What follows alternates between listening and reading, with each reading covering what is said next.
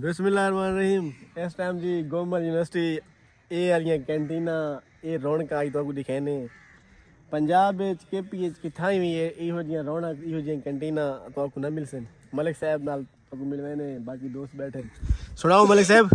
जी भाईजान क्या फीलिंग है ये कैंटीना देख के भी ये कैंटीना ते मंजे देखो भी और ये माहौल था पहले किराए क्या नहीं हाय हाय हाय हाय हमाचे लगे पे हैं माहौल है सीधा थी पुट्ठा थी जिवें सौम कोई टेंशन परेशानी कोई नहीं ते क्या विजिट कीता वे गोमल को मलिक साहब गोमल को विजिट कीता सरमन भाई ते मलिक साहब नु सारा यूनिवर्सिटी दिखाई से गोमल भाई ये देखो भाई गोमल दे क्या क्या कैसे हॉस्टल हैं कैसे डिपार्टमेंट हैं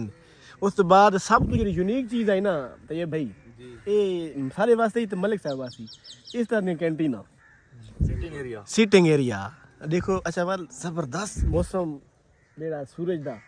व्यू सामने पीछू कैंटीन दे वो ये दरख्त रखते हैं सागू इहो जहीं ते मजा आंदा है यकीन करो यूनिवर्सिटियां हाँ अपने माहौल के मुताबिक अच्छा मजे की गल ये जो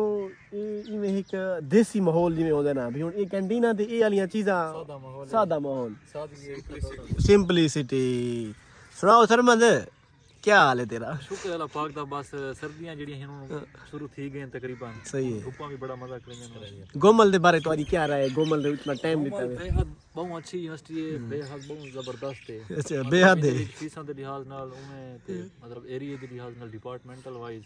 मतलब हर तरह दे लिहाज नाल बड़ी जबरदस्त यूनिवर्सिटी बिल्कुल ली मलिक साहब देओ रिव्यू देओ गोमल दा माशाल्लाह फिरे से यूनिवर्सिटी ठीक है अच्छी है ठीक है डिपार्टमेंट भी नजदीक है एरिया काफी ज्यादा है अच्छा बाकी ग्रीनरी भी है सही है ते बड़ी सब तो मुनफरिद चीज तो दिलू दसनी है सब तो डिफरेंट चीज तो इस यूनिवर्सिटी की यो सिटिंग एरिया सिटिंग एरिया ये सब तो बड़ी शायरी है गोमल गोमल दी गल मशहूर है पहले असा जिस नवे नवे ऐसे ना थे वाईफाई दा ना चेंज आई ओदे ते लिखा है गोमल एक जंगल है गोमल एक जंगल है वाह वाह ए यार ये स्टोरियां सुन बात नहीं तू परेशान तो थे उस तो भी ये क्या है वाईफाई दा असा वो ना पढ़ा तो साकू मतलब आता सा तो थोड़ा अरसा जले साकू थिए साकू पता लगे वाकई मतलब कि वाकई क्यों आ हिसाब किताब है बड़ी पॉलिटिकल यूनिवर्सिटी है इन्हां दा पॉलिटिकल साइंस डिपार्टमेंट बड़ा मेजर है था ना ते उस तो बाद सारा एक सीनियर है और रूम ते साकू मतलब दसंदा इना अपने पुराने टाइम विच उन्हां दे अंदाजा थी है तो बंदा बड़े अक्सर गल करेंदा है कि गोमल मां है सारा को पलेंदी है कहंदा कि एडमिशन नहीं थींदा ना उसको भी एडमिशन दे उसको भी एडमिशन ए असम पंजाब दी में नहीं आए बैठे मलिक से सरमद ए गाल तो मैं एग्री करेना भी गोमल मां है जी को कोई दाखला नहीं देंदा गोमल आलवेज फीसां भी मेरे हिसाब से सब हां मुनासिब अच्छा मलिक साहब बंदा अफोर्ड कर सकता इस तो इलावा एक तो एक खटड़े हमाचे देदी पे एक कुकड़ी वदनी थे मजे दी गाल ही तो कुकड़ बटेरियां दे फीड कुकड़ां दे फीड मतलब तरह की एरिया ना तो बात ओ हर शय था मतलब अच्छा ये देखो ये हॉस्टल है जबरदस्त मतलब कोई सिक्योरिटी क्या नहीं बड़ा कंफर्टेबल जोन है मलिक साहब इस टाइम जेड़ा ना कंफर्ट जोन है मतलब स्टूडेंट नाल बड़ी कोऑपरेटिव बड़ी सख्त है गोमल दी असल समझना चाहूं कि सिक्योरिटी वाला नाल यार ताउन कीता करो बिल्कुल लड़ाई फसाद तो गुरेज करो क्योंकि स्टूडेंट को जेब नहीं देनी अमन अमान ना रहो ते यूनिवर्सिटी दे फायदे चाहो ना कि उनदे बाब नुकसान दा बिल्कुल बिल्कुल मलिक साहब इसके अलावा एक तो तुसें ये डेकोरम दिखा है ये सिटिंग एरिया दिखा है इसके अलावा क्या चीज नोट की थी तुसें इस यूनिवर्सिटी दी बाकी नोट आज तो मैं वीकेंड है कुछ देख सू के रौनक माहौल है नहीं ये यूनिवर्सिटी गोमल है सारा पहला भी लागे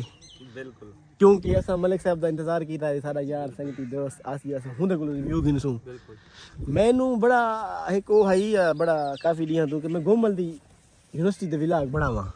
ओ वजह क्या है इसकी different hostel life different I canteen अच्छा इतु दे स्टूडेंट्स दा रवैया सब तो बेहतरीन जेडी गाल है ना इथे स्टूडेंट दे इखलाक बहुत बिल्कुल इतना गहमा गहमी कहनी ये मलिक साहब बिना यूनिवर्सिटी बीजोडी आई जरई आई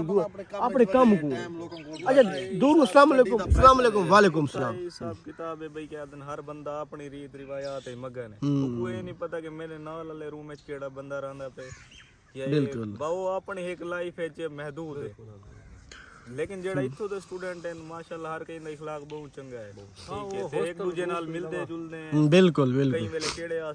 वेले केड़े हॉस्टल इन तरीके नाल मतलब जोल मतलब यूनिटी था है स्टूडेंट दी स्टूडेंट दा इत्तेफाक है और स्टूडेंट दा एक मोहब्बत है हालांकि इस यूनिवर्सिटी है तो कोई हाई क्लास फैमिलीज भी कह नहीं मेरे ख्याल थी कर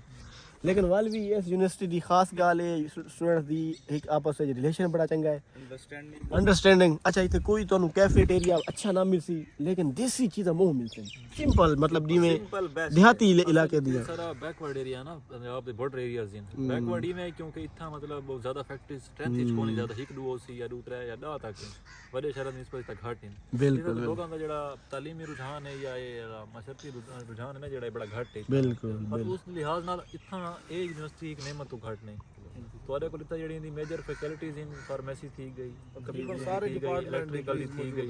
ਸਿਵਲ ਦਾ ਮੈਂ ਕੋਈ ਨਹੀਂ ਆਈਡੀਆ ਮੈਂ ਖਿਆਲ ਸਿਵਲ ਇੱਥਾ ਕੋਈ ਲੇਕਿਨ ਉਹਨੇ ਗਾਵਾ ਦੂ ਜਿਹੜੀ ਇਲੈਕਟ੍ਰੀਕਲ ਤੇ ਸੌਫਟਵੇਅਰ ਹੈ ਨਾ ਉਹ ਬੜੀ ਜ਼ਬਰ ਤਗੜੀ बिल्कुल बिल्कुल अच्छे डिपार्टमेंट भी हैं ते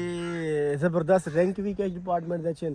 इवें गप्पा ले सूं तो आपको यूनिवर्सिटी भी दिखा सूं हॉस्टल भी दिखा सूं आज में बैठे आसे ते तो आपको देखो यूनिवर्सिटी से कुकड़ भी दिखाए ठीक है कहीं यूनिवर्सिटी कुकड़ नजर ना आसन मजीद बटेरे भी दिखाए सूं हॉस्टल लाइफ इतों दा दोस्तां दा प्यार मोहब्बत इंशाल्लाह वो भी इंशाल्लाह तो आपको इस टाइम इजाजत दो मलिक साहब ओके अल्लाह हाफिज़ Okay, enjoy the music. enjoy the music